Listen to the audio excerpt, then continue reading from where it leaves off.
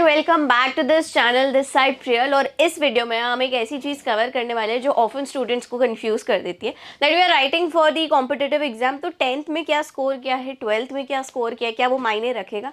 अगर IP mat की बात की जाए तो इसमें जो IIMs है, हर IIM का अलग क्राइटेरिया है। You will be shocked to know कि कुछ IIMs ऐसे हैं जो बहुत ही ज़्यादा वेटेज देते हैं आपके 10th के 12th के, यानी कि जो आपके अकेडमिक्स है उस पर। वही कुछ IIMs ऐसे भी हैं that they do not care what you have scored. Yes, you heard me right.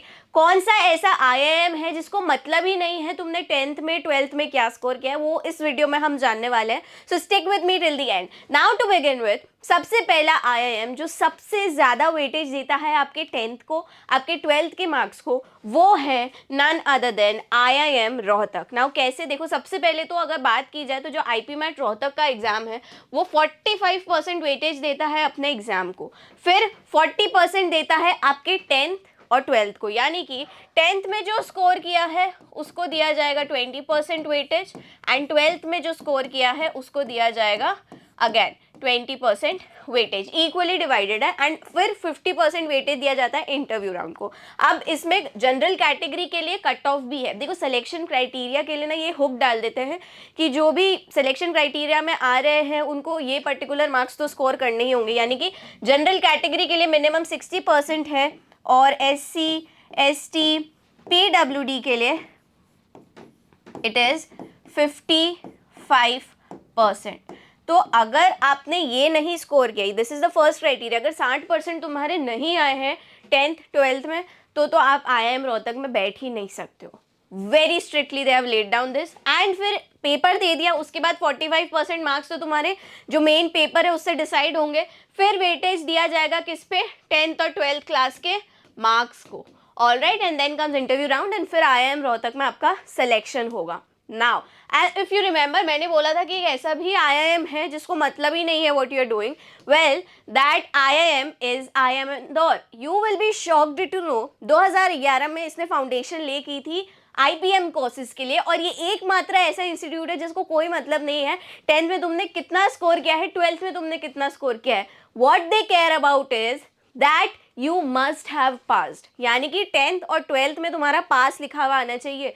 तुमने चाहे 40% स्कोर किया है या 90% स्कोर किया है, all they care is that you have pass 10th and 12th। Now if you feel कि oh this is so nice, IIM Indore को कोई मतलब नहीं है, but the hook here is जब इंटरव्यू राउंड्स होते हैं, इंटरव्यू राउंड्स में the questions they ask you are from your 11th and 12th, so they are ensuring that you are academically sound. Now what I mean by that is, just because कोई criteria let down नहीं है that doesn't mean कि कोई भी बच्चा आ जाएगा, right?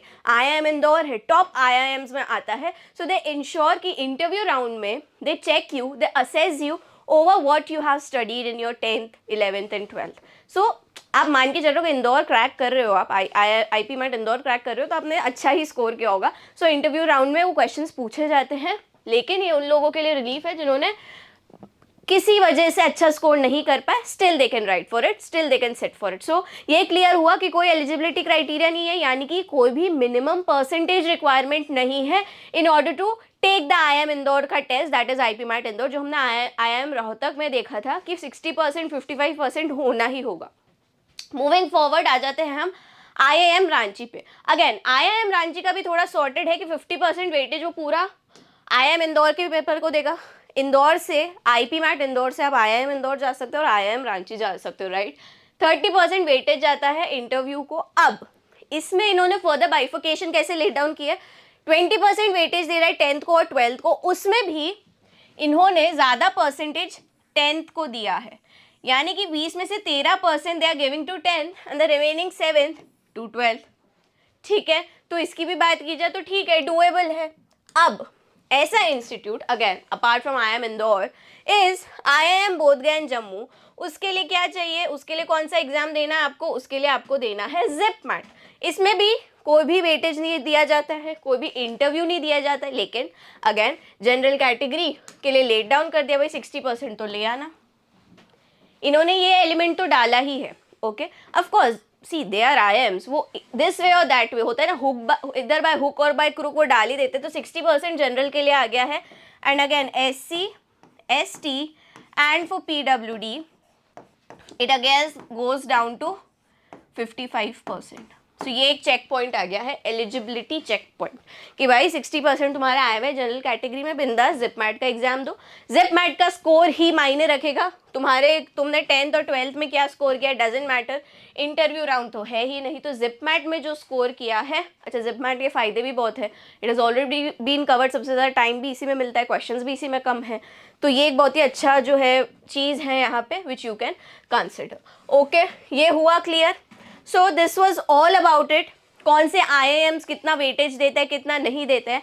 I hope this video was helpful. फिर भी कोई डाउट है, कोई क्वेरी है, do let me know in the comments. Thank you.